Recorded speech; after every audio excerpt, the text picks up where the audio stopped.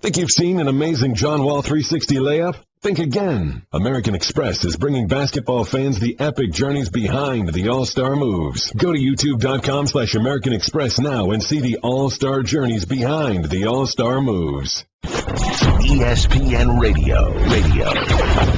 This is the Thundering Herd Podcast. I mean, it's like the fourth straight day I'm talking about this. So let me just give you my five spot here. Number one, it's not a disaster for the NFL. Settle down. The Patriots, in fact, are now the new villain of the National Football League. That is not a bad thing. For years, it was the Cowboys.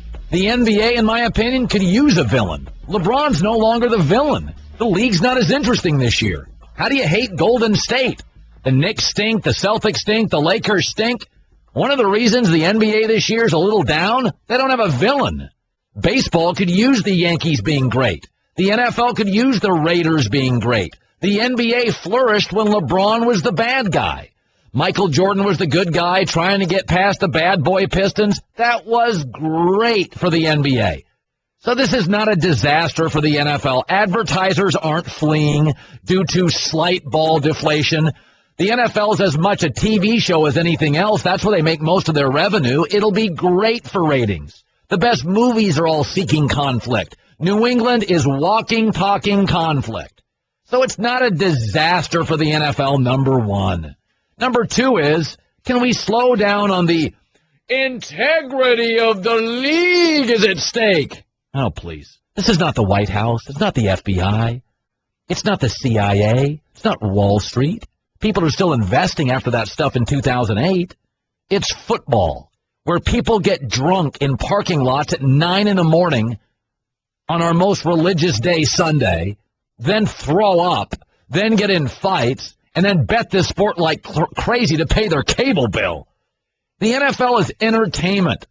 It's slight ball deflation in an entertainment industry where many quarterbacks now say it's common practice. Baseball's got a pine tar range. Football's got a ball inflation range. It's kind of fuzzy. Let's test the balls. Let's not. Is baseball now a sport with a history of cheaters? Pine tar, PEDs, cork bats, amphetamines. Did that kill the sport? No. You don't want to. You want to know what hurts the sport?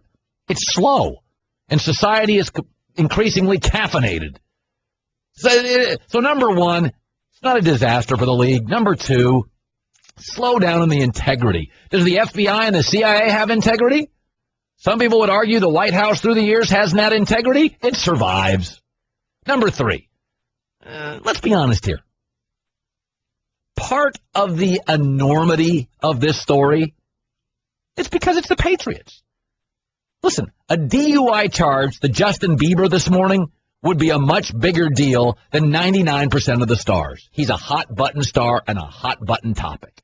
When you look at his resume, if he got in trouble again, holy moly, it'd be a big story.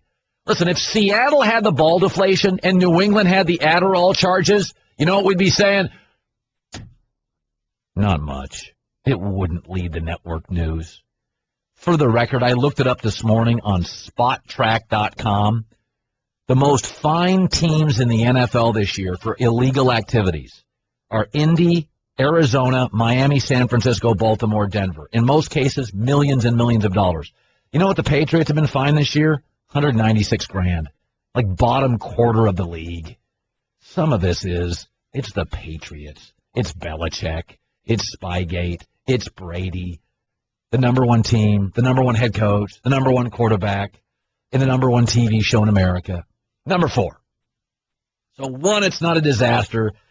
Two, stop with the integrity stuff. Three, part of it's the Patriots. Now number four.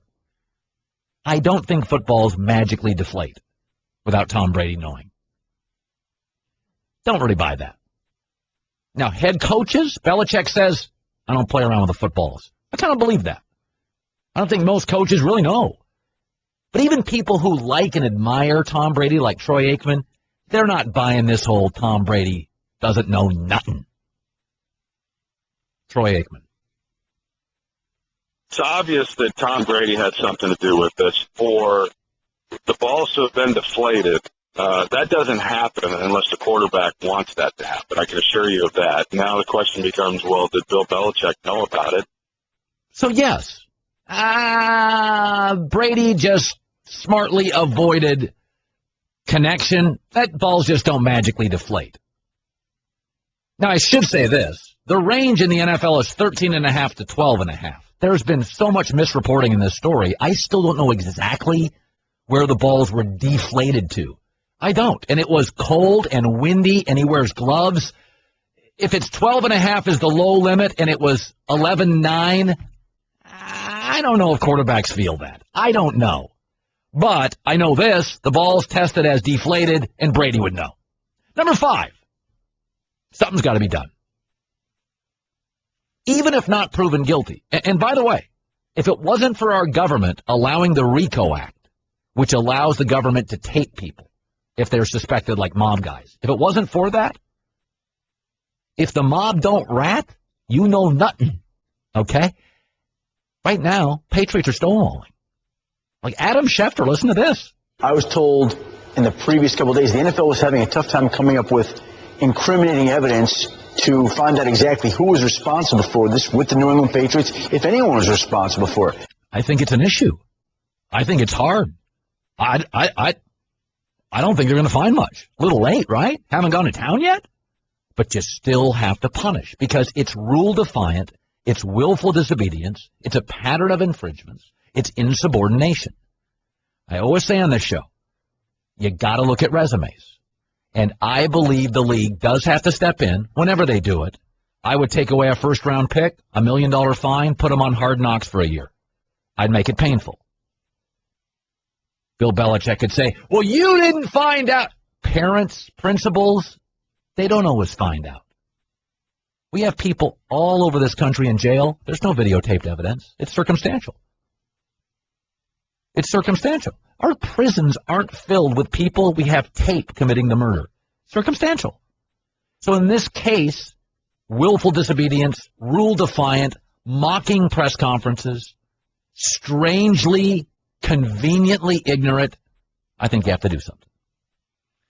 So, but now, and again, I really believe this. You tell me if this happened to the Jaguars, it'd be a national story. As Teddy Bruschi said yesterday, some of this is, we just don't like these guys because they win a lot. A lot of people have personal feelings about the New England Patriots. They've beaten a lot of people in a lot of teams in a lot of key games. So it's hard for people to put those personal feelings of animosity aside. And they don't only beat people, but they often make you look stupid. They throw to the offensive tackle, and it makes it look like you're not prepared. It's one thing if they just lined up their Joes versus your Johns and they ran over you. But by and large, outside of those Rodney Harrison, Teddy Bruschi teams, they've won through efficiency and intelligence and situational football. So they just don't beat you. They beat you with an air of superiority intellectually. That drives people crazy. That's what always drives people crazy about your Microsoft. You know, it's not that they beat people and they're the biggest, but it's kind of like this, we're just smarter than you. That drives guys crazy because guys judge themselves on intellect and professional success. So some of this is, I mean, it's not leading the network news if Russell Wilson has slight ball deflation. It's just not. It's not leading the network news. But I do think you have to do something. Colin Cowherd. The Thundering Herd Podcast. By the way, breaking news, which I predicted several years ago, but it just broke on Twitter. Can we have breaking news? This is a big breaking news. The company behind Sky Mall is declaring bankruptcy. I could never figure out how that magazine stayed in business. That's the magazine on airplanes, and you look inside and you can get like a life-sized R2-D2, a solar-powered cooling hat. You know, it's like my inflatable backyard TV screen, dog steps. Like I was like, hey, how do you build a business? I can just find that stuff online. Like I've got to read a magazine? So not that I care much about being right. I like to be more interesting than right, but I was kind of right on that. where Colin was right. Yeah, I predicted Sky Mall would go out of business. How many people are buying padded dog steps? Seriously. Like, is there a rush? My wife bought them, and she's cuckoo. I'm like, what are you... Padded dog steps? She's like, our dog needs help onto the bed. I said, the minute a dog needs help on the bed, it shouldn't be on the bed. 0 to 8, dog can jump on the bed. 8 beyond? Okay, get it off the bed. Had a dog catapult in that magazine. That's ridiculous. The most ridiculous magazine of all time. So, I got an email. Colin, from D.C. It's a rule. Cheating is cheating. No, that's not true. Even in our society, you speed in a school zone, that's much different than speeding on a freeway. Our government has misdemeanors and felonies. The idea that all cheating is cheating, even in football. Illegal motion isn't as bad as illegal holding, which isn't as bad as illegal pass interference. Our society's always been based on different levels of corruption and cheating. That's why you have judges and juries to decide how long you're going to go to the Gray Bar Motel. The idea that all cheating is equal, I don't think so. If that's the case, then is jaywalking vehicular homicide? Of course not. Is burglary the same as my son shoplifting a nickel toy at a little store? No. So all cheating, even in the NFL, there are levels of stuff. The league goes, practice violation, $50,000 fine. Adderall charge second time, $200,000 fine. Bounty gate, $500,000 fine. There are levels. All cheating's not in one big tank. It doesn't work that way. Yeah, Colin, all cheating is not equal, but all cheating deserves a penalty. I think that's when people say all cheating is cheating. That. Yes, we should have a penalty, because I believe it's convenient ignorance by smart people. I've never been a big fan. I said this during Spygate. I've said it with Phil Jackson. Don't get conveniently ignorant. One of the downsides to being brilliant, I'm not going to give you a right to get conveniently stupid. Like, if you're smart, I'm going to hold you to that smart. Bill Belichick, smartest guy in the league. Sean Payton, Chip Kelly. You can't get conveniently dumb on me. Now, there's been some dumb coaches. I'm not going to judge. But the downside in society to being really, really smart, we're going to hold you to that all the time. Yeah, really? I had no idea how I traded those stocks. You're the smartest guy on Wall Street. You, more than anybody, should know. Now, a young intern, maybe he screws up. But if you're running Goldman Sachs, you can't get willfully stupid. It doesn't work that way. As far as Brady's legacy, okay, here's what you need to know about America. We got short memories. Okay, Bill Clinton is right now the number one paid speaker in America. Of all the presidents, he's the number one paid speaker. Monica? Ray Lewis is currently a broadcaster at this network. Michael Jordan had gambling issues, and Robert Downey Jr., the biggest star in Hollywood in his 20s, was a mess. Tim Allen got busted for coke at an airport and a DUI. 15 years later, he was Buzz Lightyear and Santa Claus. We got short memory, people. Okay. Gunga din. Okay. Tom Brady beat Seattle 34-20 after crushing Indy 45-7, after crushing most of the league this year by double figures. His 4th Super Bowl win, his 6th appearance. He becomes the governor of Massachusetts. You really think in his obituary, Deflategate, slight ball deflation as they crushed Indy 45-7 on their way to Tom's 4th Super Bowl of 11. I'm sorry. I mean, Marv Albert had an indiscretion. It is now a footnote. Tom Brady's career rises above ball deflation for a half. And then in the second half, when the balls were inflated, he outscored the Colts 28-0. So name one public figure that doesn't have a controversy in their life. If you're a public figure today with all the social media, that's why I stay off Twitter. You're just going to get in trouble. I mean, you just are. I mean, Jimmy Carter's the only president, I think, that doesn't have something pulling him down somewhere. And he was just boring. So it's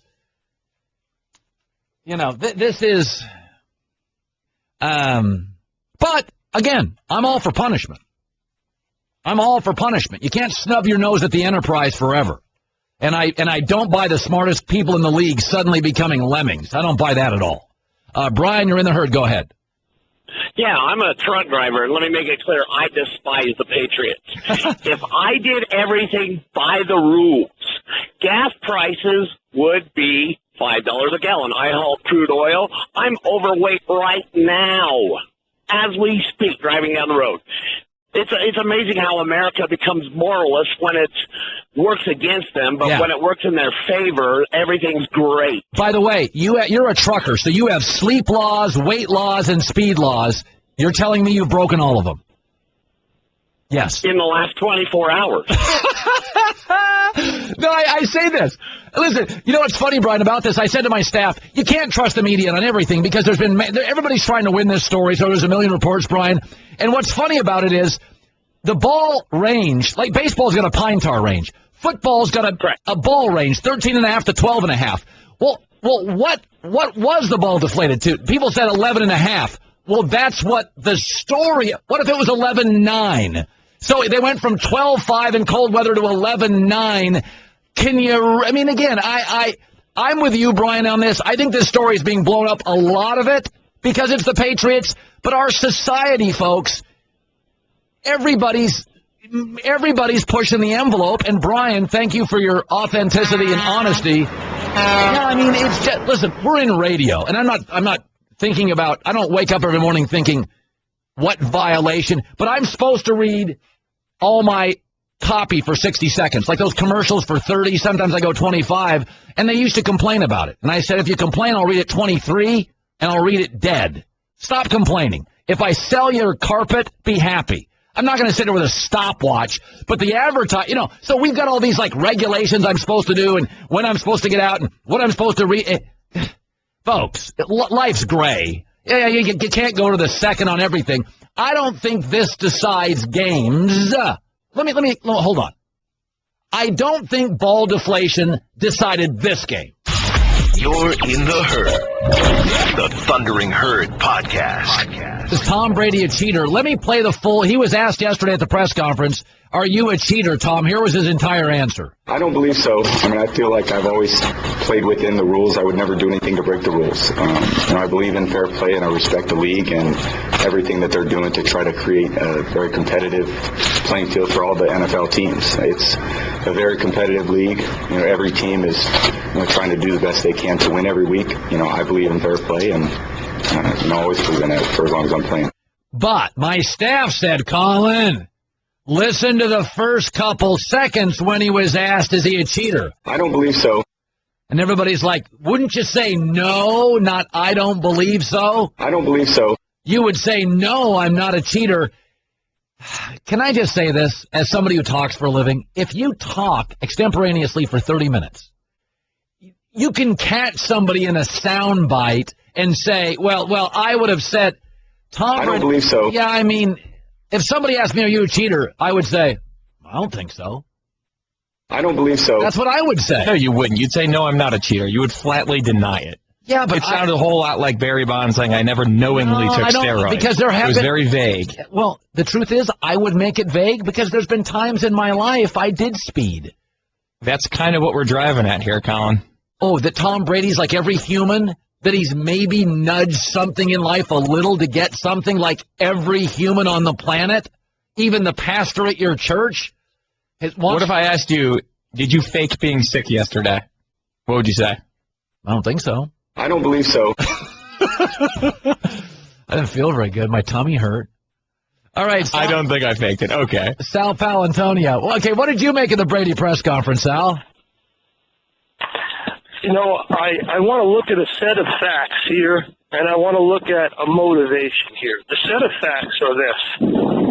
Back in 2006, Tom Brady engineered the idea that the away quarterbacks would have control over their footballs, and he obviously had a clear motivation because it was Tom Brady who wanted to have control over his tools of the trade when he went on the road, just like he does, obviously, at home. Then in 2011, he said on WEEI in Boston that he likes a deflated football.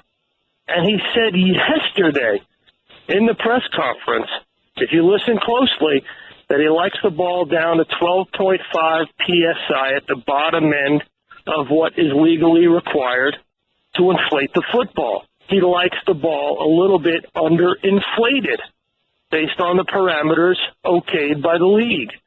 So it's pretty clear from everything that we've heard from Tom Brady over the last 8 years, Colin, that he likes the football underinflated. Given those set of facts, now you have to look at the motivation as to why Belichick and Brady would have these long, extemporaneous comments when you really can't get 5 words out of them in succession, no less 5 sentences, and yesterday you got 5 paragraphs.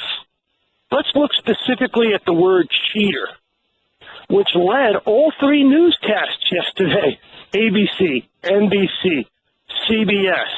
Now, I have 3 daughters, right? Right.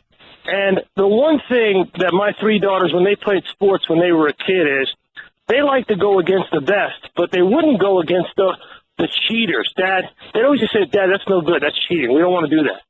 Guys will do everything in competition to win. Women don't like cheaters. And what's the number one demographic that Tom Brady tries to sell UGG boots to? Women. Guys are not going into the mall and let me get a pair of Uggs. No, guys don't go into the mall for a pair of Uggs. Women do.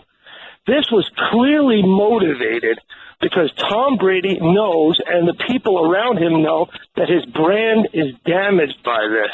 Not only on the football field, but what he sells off the football field. And he had to do something about it. That's good. That's a good take. That's a fresh, hot sports take right there. I like that one, man. So you spoke with Harbaugh. You spoke with John Harbaugh. What was his reaction? Well, John Harbaugh, of course, has had a number of run-ins with the Patriots over them extending the rules to the letter and beyond the law. And when I asked him yesterday, do you know, as a head coach, the rules governing footballs in play? And he said, absolutely. I know everything that goes on. Every head coach knows what's going on. And I said to him, well, if the ball was underinflated, would that be an unfair advantage? And he said the obvious answer is yes. People around the league, Colin, are laughing under their breath about this.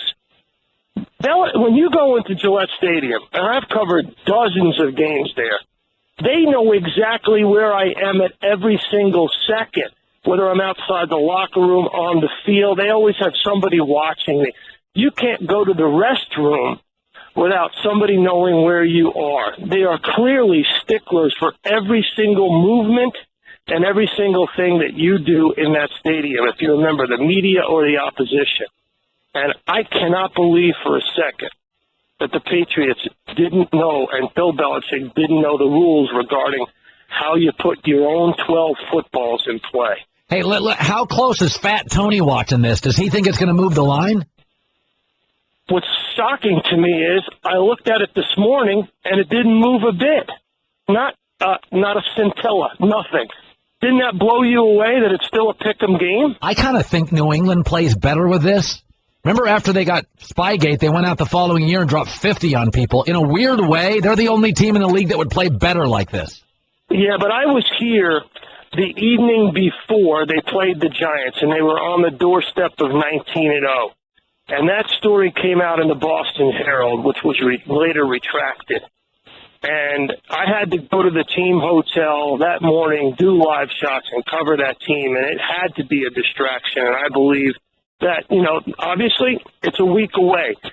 It's not the day before the game. But the problem is this. The league hasn't said anything.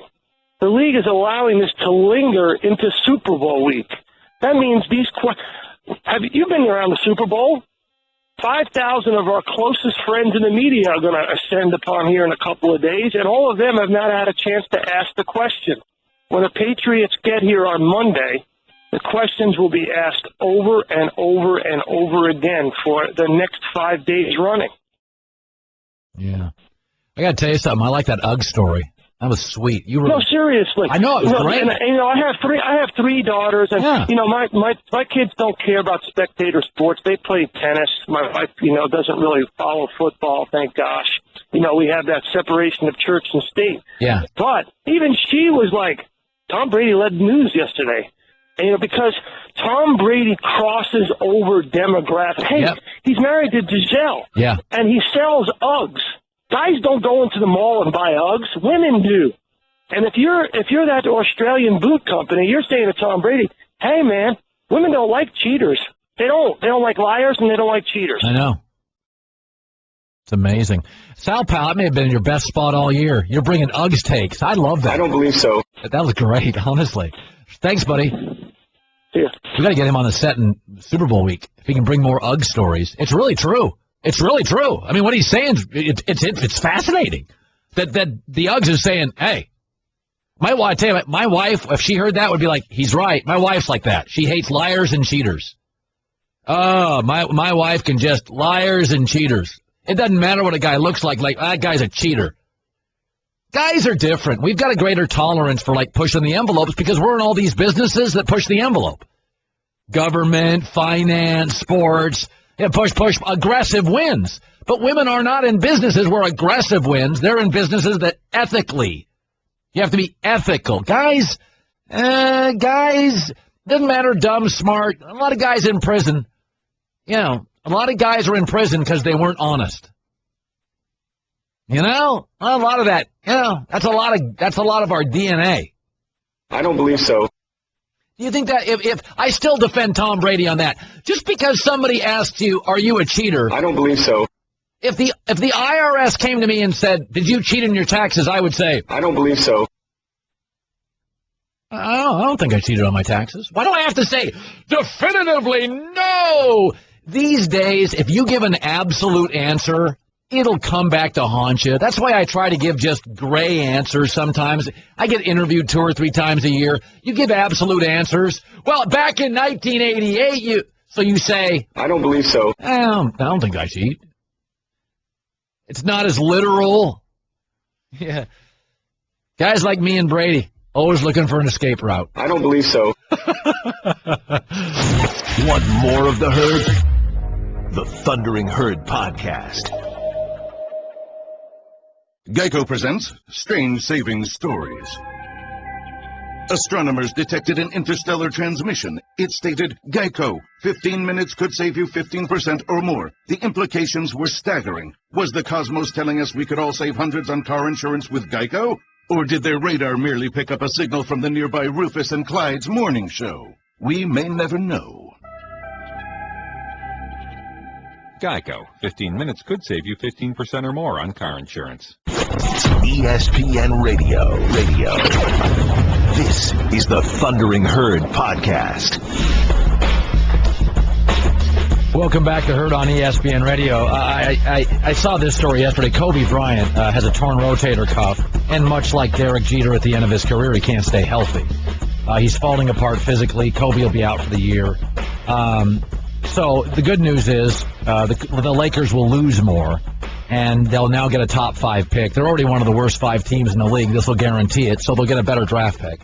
And the Lakers only get that draft pick if they're one of the worst teams in the league. So the good news for the Lakers is you'll lose more games, I hope. And number 2 is, and maybe I'm delusional, but maybe Kobe now realizes he's not a top 10 player in this league. He's not a top 20 player in this league. He's physically not capable of it. The top players in this league are there every night. He plays no defense. He's shooting 37% from the floor.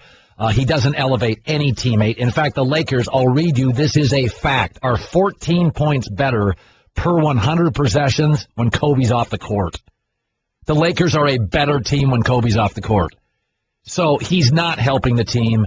He has become a one-dimensional ball hog who doesn't elevate teammates, who can't stay healthy and plays on one end of the floor.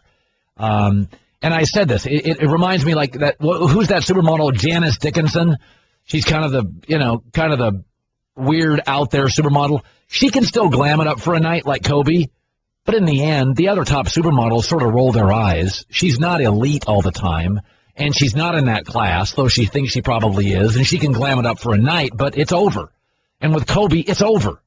He's not an every night top-level guy. LeBron's rolling his eyes at him. He doesn't make anybody better. And now it forces the Lakers to rebuild the right way, not this phony, when Kobe's around, we've got a shot. No, you don't. No, you don't. Last 2 years, you've been abysmal. Get over it. It was a bad move to sign him. Now you look silly. Now this forces you to rebuild the right way. And hopefully Kobe sees that he is now a one-dimensional shooter. He's shooting 37% from the floor. That's making your team better? So, Kobe's going to be fine physically. He's got $200 million in the bank. But this is, to me, Lakers, it's actually great news. Because hopefully Kobe does a Derek Jeter like he did in spring, and Derek's like, it's over. Derek goes into spring training, I got a shot. And then Derek in spring training announces, this is it. Because Derek realized, I can't get healthy. I can't. I'm in constant rehab. That's what happens when you're at the end of your careers and you age. You have to, there's an old saying in the NBA, when you bump knees as a guard, like you go to, guards in the course of a game will bump knees. When you're a rookie, you're out for a possession or two. You go to the bench. When you've been in the league a few years, you may miss a half. When you've been in the league 15 years, you're out 6 weeks.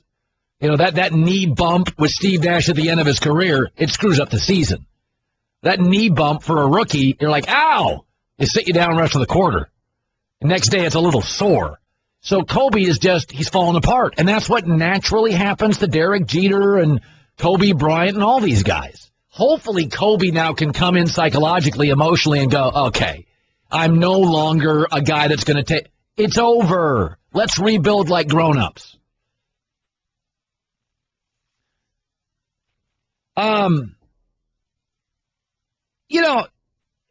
A lot of these, I get this all the time. This is one of my pet peeves.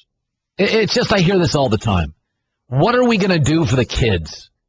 If I have to get another person email me, you are promoting cheating. No, I'm not promoting cheating. I'm just able to discuss it like a grown-up. I don't homeschool my kids so they don't think there's swearing in the world. I don't care if you homeschool. If you live in a bad neighborhood, it freaks you out. But if you're homeschooling so they don't hear swearing, well, good luck putting them in society where they're swearing. I'm not trying to protect my kids. I'm trying to unveil the truth to my kids. There are liars. There are cheaters. Life's not fair. Don't use the word. You earn everything. You don't deserve anything. I'm showing my kids an imperfect world constantly as a parent. We got over the Santa stuff real quick. I'm not making stuff up and creating distrust. Come on, let's go to Florida for Christmas, and he'll follow us down there. Right. Tooth Fairy never existed in our house. Here's a nickel. I gave it to you last night at midnight after a cocktail. I don't make these stories up, okay? I'm not interested in that. I'm not a proponent of cheating, but I don't live a fairy tale life. And I don't tell my kids, there's a big fat guy and there's a lady that comes in and gives you a nickel for a tooth and by cheating it. No, I tell them all the time. There's bad people everywhere. I tell my daughter all the time, your life's great. You know what could ruin it? Getting into the wrong car. Watch what car you get into in life. Are they drinking? Is he irresponsible? Is he a braggart? Is he trying to show off his V8 engine? Otherwise, your life's great. Watch the car you get into. Is that a scare tactic? Probably. Is it good parenting? Probably not. But I use it because it's the truth. I got into a car in high school, got into a nasty crash, almost died.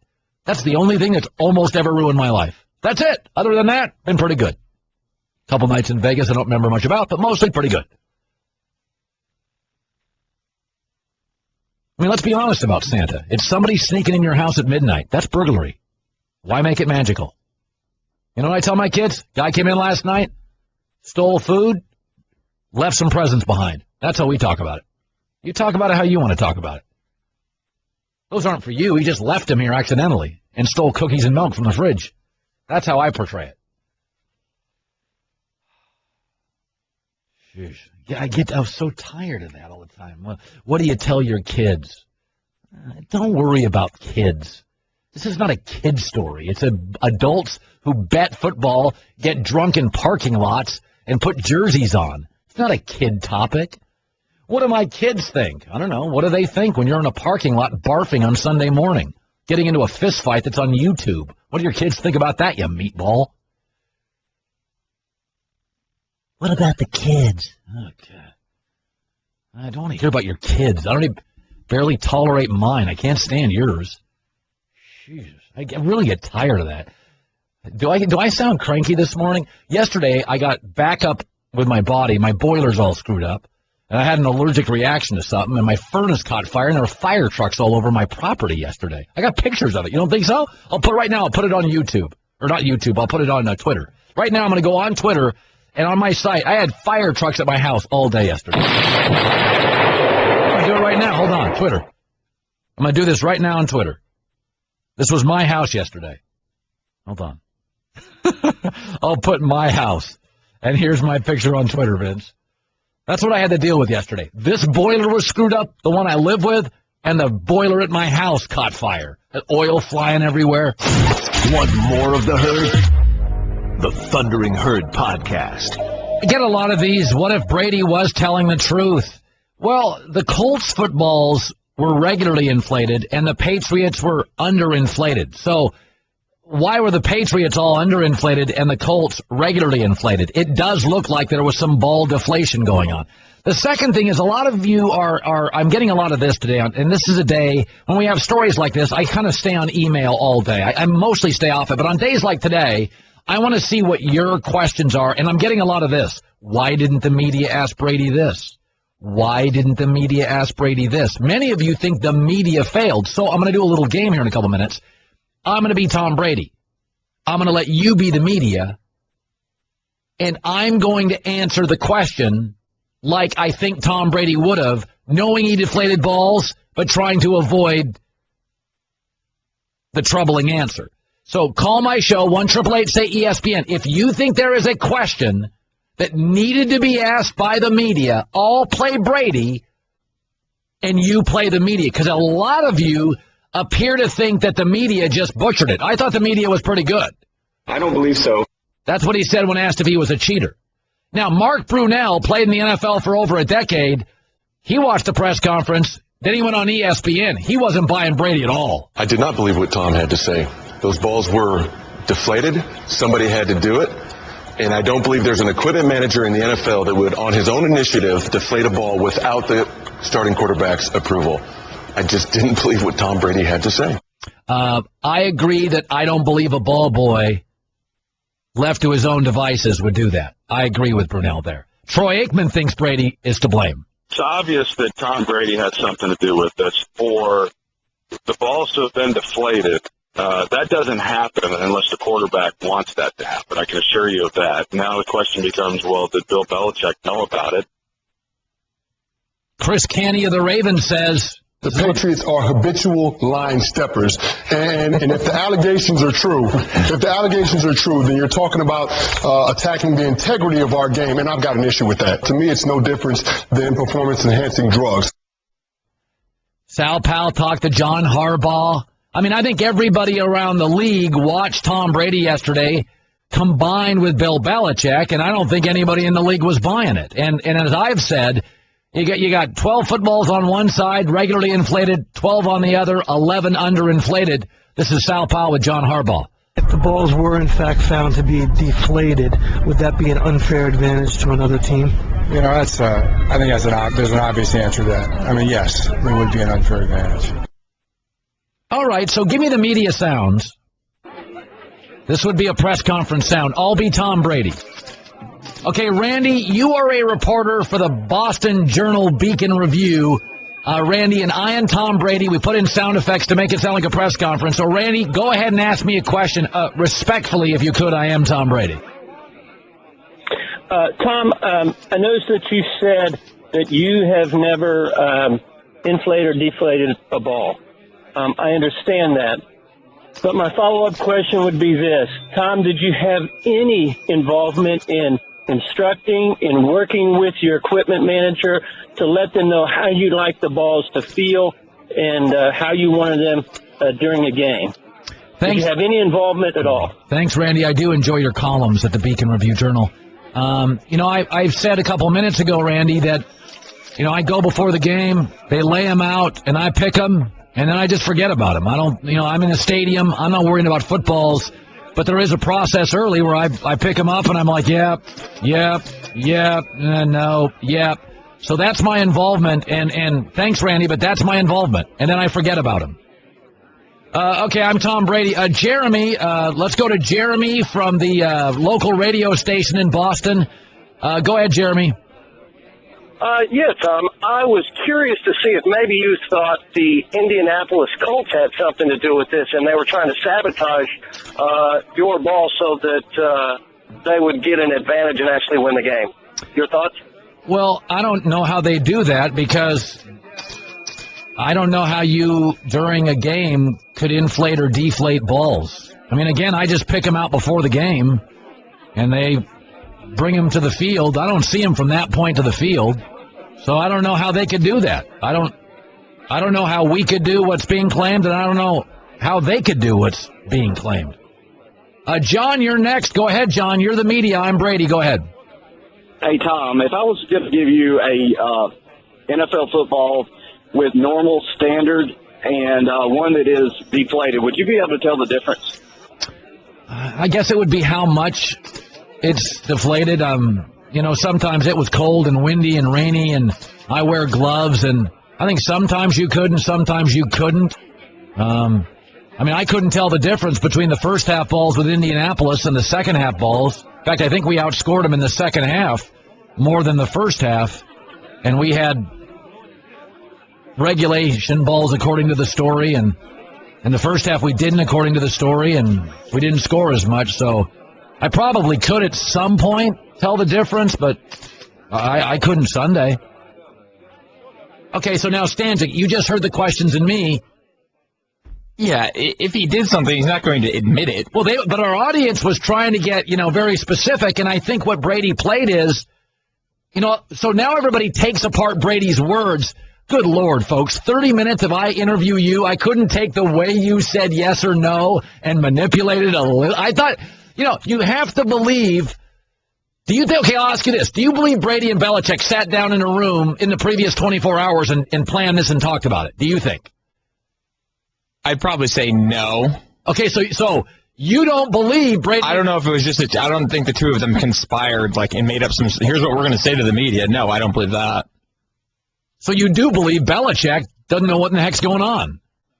I would say at this current juncture, yes, I believe Belichick, and I do not believe Tom Brady. I can't believe I'm saying that out loud. Putting style in black T-shirts. It's Colin Cowherd, the Thundering Herd podcast. Tony Romo was on with Mike and Mike, the Cowboy quarterback, this morning. Listen, the one thing that I think we can almost all agree with, the quarterback and the ball boys are mostly responsible for the footballs. I don't think head coaches are sitting around before games worrying about that. I thought Belichick's opening remarks, on Wednesday, he's like, I don't deal with footballs. That's not what I deal with. I totally believe Belichick, and I've been told that by coaches. But Tony Romo on Mike and Mike, he talked about how the quarterback and the ball boy, they do the football thing, not the head coach. Our head coach doesn't have anything to do with the footballs, on game day. A part of it is, just an accurate sentiment, I think, across the league. And, as far as the ball situation, I don't have a great answer for it. I do think you should question the ball boys, and it usually comes back to the special teams and the quarterback. Okay. And Romo went through the process of picking footballs pregame. You go through the balls, and you pick out 12 for the game, and you go give it to your equipment manager, and he gives them to the refs, and from there you don't see them until 5-10 minutes before the game, and then at that point it's up to your ball boys. And those are people that are on your team, and those are the guys that you go over and see before the game. I guess you might throw a ball or two, and that's kind of how the process goes. Now, could Tom Brady have paid kids off and said, listen, you know what I like? It's cold.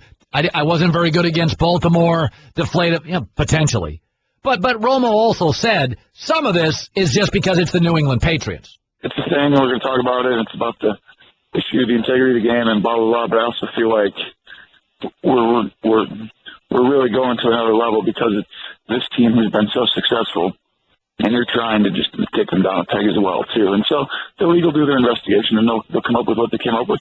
I'm just reading this. Adam Schefter. Apparently I said the media only gets 1 hour with each team. Adam Schefter says he'll spend about 45 minutes with each team all week. But for the entire media, though, there's 3 days of 45 minutes per team. In my times I've been at Super Bowls, the Patriots have often been in the Super Bowls I've been at. They don't give you much. I mean, they hide. The Patriots just hide. You do get media day. They say nothing, but it is good media. After that, apparently there are some opportunities, but I don't think Brady's going to be part of those. I don't think you're going to see a lot of Brady on this. I don't believe so. I think you're going to see him at the media day, and that's about it. And that media day thing has become kind of a hack fest. Wedding proposals, it's spelling bee questions. I mean, it's really become like a circus. It's everybody's trying to do their unique take. Every local sportscaster, it's puppets, and it's all over the joint. So I mean, I'm getting a lot of emails on this today. Matt Leinart's a former NFL quarterback. He'll come on our show, one of the great college quarterbacks I've ever seen. And I've been told by a lot of people, direct message. I've had players text me. They're like, Colin, we all kind of monkey around with these. I told the story the other day. With some quarterbacks, I think Brady touched on this yesterday, it's just not size of the ball. For most quarterbacks, 12.5, 13.5, they don't really care that much. It's tack. There's one quarterback in particular that had a problem with the NFL's, the breast cancer awareness campaign. There was a patch put on footballs, and one prominent quarterback said, it's hard for me because I don't have any tack. It's too slippery. And a quarterback, I'm not going to use these balls. And he was concerned that people thought he was anti the message. And he's like, no, I'm not anti the message. I'm all for breast cancer awareness. But this logo is slippery, and I don't like it. So, Tom Brady yesterday talked. He explained how he liked his footballs. I like them at the way that I like them, which is at 12.5. I mean, to me, that's a perfect grip for the football. So, I think that particular term, deflated or inflated, whatever norm you're using, you could probably use. I would never do anything outside of the rules of play. I would never, have someone do something that I thought was outside of the rules. So, now the curious part to that, people said, well, Brady said perfect is 12.5. Well, then how does he know what 12.5 feels like? He must understand overinflated and underinflated if he knows that 12.5 is perfect. I saw a lot of people on Twitter yesterday theorizing that. Tom Brady, though, to defend him here, what if Tom Brady said, I like the 12.5, meaning I like the lowest possible the league allows? I didn't see that as sinister. I saw that as Tom saying, yeah, I like the lower end of the scale. That's like perfect for me. That doesn't mean he's cheating. He just, whatever that low end is, that's what I tend to like. The curious part for a lot of people, of course, is, how long is it going to take? Why isn't the NFL all over this? The league has not spoken to you, contacted you, and got your side of the story on this yet? No, but, they may. I think that's their, I think that's obviously their choice. Tom, do you find that odd, though? If they wanted, like Tom said, put this behind us and get ready for the Super Bowl, they would contact you? Sure, yeah, they might. I don't know. I'm not. It's odd that they haven't. At this point, that, you're the quarterback and you're the center of this story right now, and the league's officials investigating how to talk to you indicates to a lot of people that they're letting this drag on, twisting the wind. I'm not sure. So, do you believe Tom Brady? I believe Tom Brady answered the questions that were asked of him. You're pretty non-committal there. You're about as vague as Brady was. I believe that Tom Brady, can I throw this theory at you? Your show, you do what you want. Okay, you're right. I am the man. All right, let me throw this at you. So you're an athlete, and you're great, and you're competitive. And what did I always say about PEDs? what did I always say about him? That I understood not only the AAA ball player who wanted to finally make big league money, but the aging ball player who to himself not only wants to get another contract, but is telling himself, damn it, if I could just stay healthy, it's not really cheating. Because it's not that I'm hitting more home runs, but I can't stay healthy. I'm getting older. And what did PEDs do? They let you recover faster.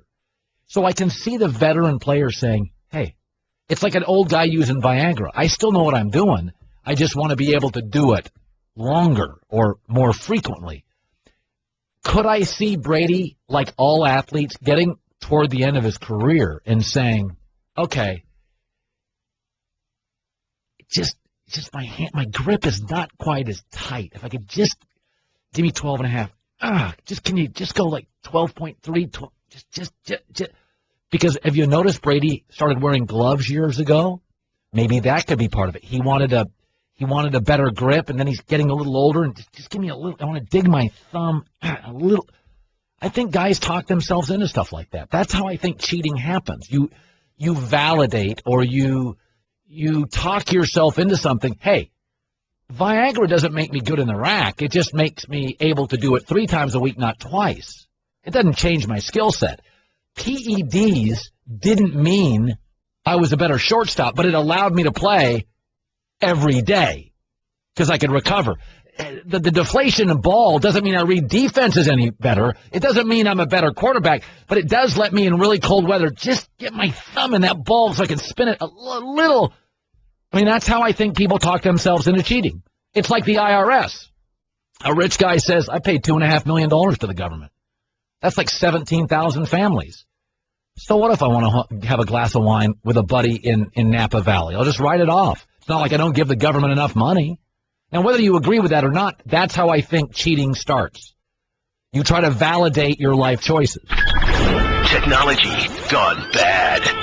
Gone bad. This is the Thundering Herd podcast. Well, he's one of the great college quarterbacks of all time. I think his record was like 37-2, some national titles, now with Fox Sports 1, played some NFL. And also I think somebody told me he's part of a kind of a fledgling and growing flag football league in Orange County where kids can play football and don't have to get banged up. So Matt Leinart is joining us. Am I right on that, Matt? You're doing something with kind of a revolutionary new kind of flag football in Orange County somebody told me about? I don't know if it's revolutionary. There's a couple things I'm doing, and actually my brother and my father started these flag leagues down in Orange County, Newport Beach and Irvine, and they're fast growing. I've actually, when we were in the brief lockout, I coached a team in one of the leagues a couple years back. So it's great. I'm proud of my family for doing that, and I also have a youth football league that I have through my foundation that I do with my brother. Starting here in the next month or so. So that's pretty cool. Got a lot of stuff going on. Well, good for you. I was thinking about this. Your first reaction, you tweeted, you're like, folks, every team, every team tampers with footballs. Ask any quarterback in the league. And my takeaway was always, yes, of course, between Adderall and practice violations and Crisco on jerseys and stick 'em on hands, there's a lot of stuff going on in this league. The public just doesn't know about it. Do you still believe this is widely manipulated throughout the league, ball inflation? I do. When I tweeted that, I really had no idea the reception I would get. It's just frustrating to me that that's the story that we're talking about when the Super Bowl is coming up. And, playing in the league for 7 years, I played for, 3 different teams, been with a ton of different types of quarterbacks, and it's all the same. Every quarterback has their personal preference. I mean, you've heard it all week. Everyone has heard it, whether, Aaron Rodgers comes out and says he prefers the ball more inflated than it should be. Tom Brady obviously prefers it a certain way. It is a process. It's a very meticulous process that the quarterbacks go through with the equipment managers.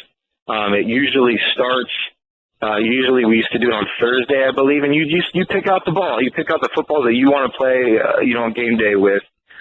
They doctor them up a little bit. They'll rub them down. I mean, some guys have even put them in the dryer after they put a little mud on. I mean, it's literally a process, and everybody is different. That's what, when I tweeted that, some people, and I said something else. Kurt Warner never doctored a ball because he always played with gloves. So he didn't care, which used to make me mad. I used to make fun of him for that because if I had to go in, I'd be playing with brand new, footballs. But it's just, I think it's blown out of proportion. I think, like you just said, it's no different than, receivers. The amount of stickum receivers have on their gloves, that should be penalized. A deflated ball for a quarterback to have a better grip. A quarterback who's one of the best to ever play. It's just ridiculous.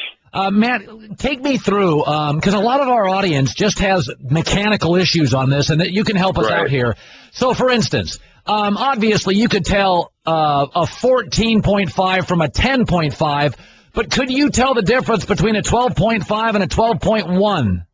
Oh, absolutely not. No, you can tell the football that's the most inflated, and you press on it. It's like, wow, that ball's too hard. You got to let some air out. We would do that all the time. Hey, so and so, can you let a little air out of this one? This one's too hard for my liking. And then that is such a small difference. And the thing that's really frustrating me is a lot of people have actually come out and said, especially the Colts, like it didn't give them a competitive advantage. That's the thing. And I heard some people likening it to like taking PEDs. There's no comparison. This is a football. This is not a guy who's taking steroids to be stronger and better than everybody and faster than everybody. It's a football, and clearly it passed inspection, obviously through the referees, and it would be really hard for me to fathom the fact that the equipment guys are, from the time it passes inspection to kickoff, which is not a lot of time, to deflate 11 out of 12 footballs. It's just hard for me to really get that around my head knowing the process. Now, I'm not saying it didn't happen, and maybe someone from that point did, and that's what everyone I think wants to know, but listening to Tom Brady yesterday, he likes it a certain way, so there's no reason for me to believe otherwise that he went with his equipment and said, hey, guys, it's going to be a rainy game, which he's been doing the last, 12 years in New England. I like the football, make sure it's at 12.5, whatever it was. And that's it. And he doesn't touch the football until game day. Like he really doesn't. He doesn't go through that process once he picks out the football. So it's just frustrating because there's the biggest game, about to be played, and all we can talk about is this. It's interesting, and I've said this, and people sometimes say, don't you like Pete Carroll? And I'm like, yes, I like Pete Carroll, but if you look at Pete Carroll and Bill Belichick, Pete Carroll in Seattle's been dinged twice for overall. Right. They've been dinged for practice violations. He had some stuff at USC. Isn't part of what makes Pete Carroll so darn popular, Matt, is that even at USC, he was pushing the envelope, get the most out of yourself, the most out of practice. And that's not a knock on Pete. There's a belief that Belichick is he's a fraud. But I would argue part of Pete's lineage and history is he's an envelope pusher, is he not? Yeah. That's a perfect way to both the guys. Everyone, and I think if this isn't the New England Patriots, I don't think it's a big deal. And if it's not Bill Belichick, but you're absolutely right. These guys, listen, in sports, no matter what it is, you're going to push the envelope. You're going to walk the line as close as you can. You may step over every once in a while, but you're going to do anything you can to win. And people are saying it's cheating. A deflated ball is not cheating. I'm sorry, it's not cheating. In my opinion, it didn't give them an edge. But Pete, like you said, Pete at USC, whatever it was, or at Seattle, where he was pushing the boundaries of being too physical in practice. He's trying to gain a competitive edge. That's the way he operates. That's why he's successful. That's why he won titles in college, and that's why he's won a Super Bowl last year, and he might win 2 in a row. And Belichick the same way. He's probably one of the greatest NFL coaches of all time, and he's going to do whatever it takes to win. And it's that simple. And you can fault him for that, but me as an athlete, that we're all in the same boat. We all want to win, no matter what. As long as it's not, we always talk about the integrity of the game, and I totally support that. And I understand some of the comments I've been reading, people saying, well, we have to protect the integrity of the football game. And but for me, in my opinion, in this situation, it's not. It really has nothing to do with that. The Spygate, absolutely. The Spygate was huge. That was wrong. That gave him an advantage. That gave him an edge. This is far from that. Fox Sports 1, Matt Leinart, USC quarterback in a growing football league of his own, and his family in Orange County. Great talking to you, Matt. Hope to see you soon. Thanks, buddy. Thanks for having me on. You bet. Check out The Herd with Colin Cowherd weekdays from 10 a.m. to 1 p.m. Eastern on ESPN Radio, ESPNRadio.com, and on ESPNU. The Thundering Herd Podcast.